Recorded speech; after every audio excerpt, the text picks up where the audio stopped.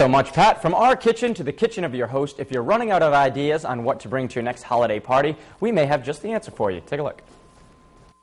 Today I'm joined by Executive Chef Kevin Goudreau, who's going to show us how to be the life of the party by bringing something that's not just your ordinary bag of chips, right? Correct. Let's head on in. Quaint little wine and cheese shops like Grapes and Gourmet in Jamestown are quickly becoming your party hors d'oeuvres headquarters. Here's the cheese lady. What's going on? Much like wine, cheeses come from all over the world and in many different varieties, so it's often easier to seek the advice of an expert when shaping your cheese plate. It can be intimidating. A lot of these cheeses here, you know, I'm sure like many at home, I don't even really know how to pronounce it and whatnot, but I'm willing to learn. You suggest actually speaking to a cheesemonger, right? Absolutely. I mean, that's the great thing about a cheesemonger.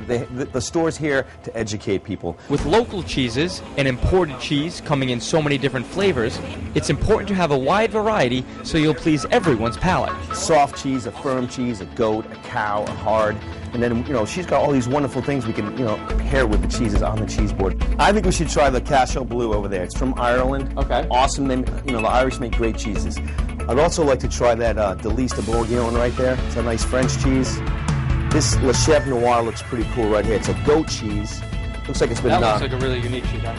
It's got some, like, it's encased in like a black wax. Pretty cool looking. And then let's see, let's do a local cheese. How about, you got Atwell's Gold? Divine Providence, awesome. Once we made our selections, our in-house cheesemonger was eager to let us have a tasting. That's some point. Yeah. I like it though. Yeah, it's awesome. But it's not a lot of salt, right? Sometimes you can taste a blue cheese that's really salty. This one doesn't have a lot. Nice and creamy. Don't be intimidated by, you know, $18 a pound. You don't have to buy a pound. You can buy as much or as little as you want. You show me you want an eighth of a pound, no problem. You know, a couple of dollars. It's also very possible your exotic cheese plate will be the talk of the party. We have a Guinness cheddar, and it's actually got Guinness stout marbleized through the cheddar. It's from England.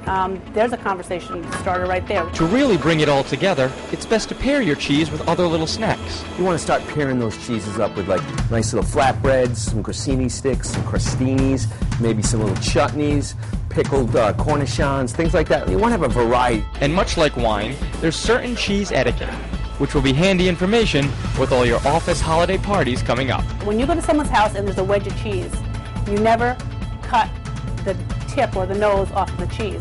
That is traditionally for the host of the party.